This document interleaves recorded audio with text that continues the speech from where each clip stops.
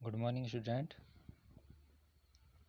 पिछले टॉपिक में हमने पढ़ा था किसी वैद्युत द्विध्रुव की स्थितिज ऊर्जा। ठीक है, आज हमारा टॉपिक है वैद्युत क्षेत्र तथा विभवांतर में संबंध। अगर हम देखें तो वैद्युत क्षेत्र को हम ई से रिप्रेजेंट करते हैं और विभवांतर को वी से। ठीक है, इन दोनों में रिलेशन हमने बताना है। ठीक है, और ये इंपॉर्टेंट डेरिवेशन है तो इसको इंपॉर्टेंट कर लेंगे। और 2 नंबर की जो डेरिवेशन है ये आती है। ठीक है, तो छोटा सा है, ज़्यादा लंबा नहीं है। तो चलो स्टार्ट करते हैं। तो सबसे पहले हमने संबंध निकालना है वैद्युत क्षेत्र और विभवांतर में। तो इसका मतलब हमें चाहिए होगा वैद्युत क्षेत्र। ठीक है, तो इसका मतलब अगर हमारे पास एक समान वैद्युत क्षेत्र है, ये है, ठीक है, और वैद्युत क्षेत्र है तो उसकी कुछ वैल्यू होगी, वैद्युत क्षेत्र की तीव्रता हम जिसे कहते हैं, तो वह है वेक्टर ई। माना एक समान वैद्युत क्षेत्र वेक्टर ई में हम लेते हैं 2 बिंदु। ठीक है, क्योंकि विभवांतर होता है 2 बिंदु के बीच में। तो माना 2 बिंदु हैं और उनके नाम है ए और बी। ठीक है, अब विभवांतर में हम क्या करते हैं, आवेश को लाते हैं एक बिंदु से दूसरे बिंदु तक। ठीक है, तो माना एक समान वैद्युत क्षेत्र वेक्टर ई में 2 बिंदु हैं ए और बी, और इनके बीच की जो दूरी है हम ले लेते हैं, सूक्ष्म दूरी ले लेते हैं डेल्टा आर। ठीक है, तो ये इन दोनों के बीच की दूरी है। अब हमने विभवांतर की वैल्यू लेनी है, तो विभवांतर के लिए हम क्या करते हैं, आवेश को लाते हैं, परीक्षण आवेश को लाएंगे हम क्यू नॉट को बिंदु बी से बिंदु ए पर। ठीक है, वैद्युत क्षेत्र की विपरीत दिशा में, क्योंकि दिशा में तो वो अपने आप ही चले जाएगा। तो हम क्या करते हैं, परीक्षण आवेश को बाह्य बल की सहायता से बिंदु बी से और बिंदु ए तक लाते हैं। ठीक है, और जब हम उसको लाते हैं तो वैद्युत विभवांतर की परिभाषा क्या कहती है, वैद्युत विभवांतर की परिभाषा से। ठीक है, तो वैद्युत विभवांतर की परिभाषा क्या होती है, बिंदु ए और बी के बीच विभवांतर कितना हो जाएगा, तो सूत्र होता है W अपॉन Q, और Q की जगह आ जाएगा Q नॉट, और हम आवेश को ला रहे हैं बिंदु B से बिंदु A तक, तो WB अपॉन Q नॉट। ये बन गई हमारी क्वेश्चन फर्स्ट, इसका यूज हम करेंगे।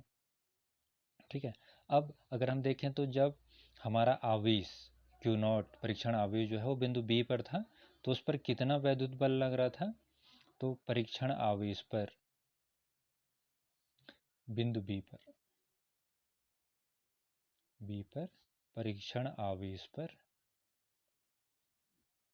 कितना बल लग रहा है या लगने वाला बल, तो ये कितना हो जाएगा, तो बल F इक्वल टू ये होता है हमारा, वैद्युत क्षेत्र के पदों में दिखाना है तो Q इंटू ई, तो Q की जगह हमारा है Q नॉट और E की जगह आ गया E। ठीक है, तो ये बल लग रहा है, और इस बल के कारण क्या होगा, जो हमारा जो टेस्ट चार्ज है परीक्षण आवेश है वो इस तरफ गति करेगा वैद्युत क्षेत्र की दिशा में, लेकिन हमने लाना है उसको कहाँ, वैद्युत क्षेत्र के विपरीत दिशा में, बी से ए की ओर। तो इसका मतलब हमें उस पर लगाना पड़ेगा बाह्य बल। ठीक है, तो इसलिए परीक्षण आवेश पर बाह्य बल कितना होगा। ठीक है, तो इतना ही बल लगाएंगे लेकिन विपरीत दिशा में, तो इसका मतलब एफ बाह्य अगर मैं उसको दिखा रहा हूँ तो ये हो जाएगा हमारा माइनस क्यू नॉट ई। ठीक है, तो ये बाह्य बल कार्य करेगा उस पर। ठीक है, और क्यू नॉट को बी से, और हमने लाना है कहाँ तक, ए तक, लाने में कृत कार्य कितना हो जाएगा।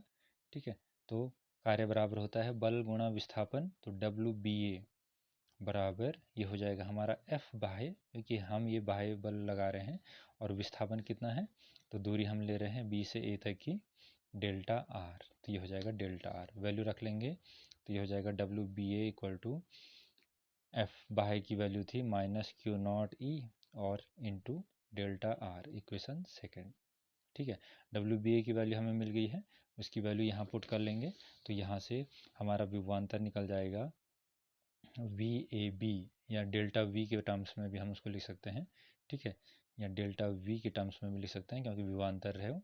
तो ये हो जाएगा हमारा डब्ल्यू बी ए, तो डब्ल्यू बी ए की वैल्यू ये है, तो ये हो जाएगा minus Q not E into delta are upon Q not, तो क्यू नॉट से क्यू नॉट कैंसिल हो जाएगा, तो यहाँ से हमारा वी ए बी या डेल्टा वी इक्वल टू आ जाएगा माइनस ई डेल्टा आर, या ई बराबर minus delta we upon delta R. ठीक है।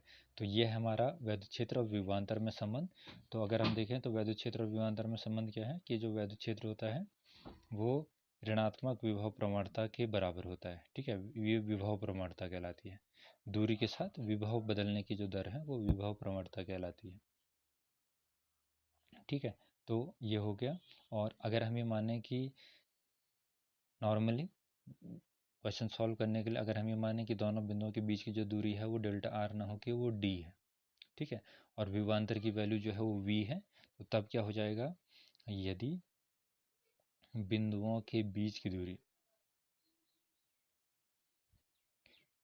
की जो दूरी है वो है स्मॉल डी और विभवांतर कितना है तथा विभवांतर v हो, तो सूत्र क्या हो जाएगा, E बराबर, ठीक है, डेल्टा v की जगह v और r की जगह डेल्टा r की जगह d। ठीक है, माइनस चिन्ह जो है वो केवल डायरेक्शन दिखाता है कि वैद्युत क्षेत्र और विभवांतर परस्पर विपरीत दिशा में होते हैं। तो E बराबर v अपॉन डी, ये हमारा आंसर हो जाएगा। ठीक है, तो डेरिवेशन बहुत छोटी है लेकिन बहुत ज़्यादा इंपॉर्टेंट है।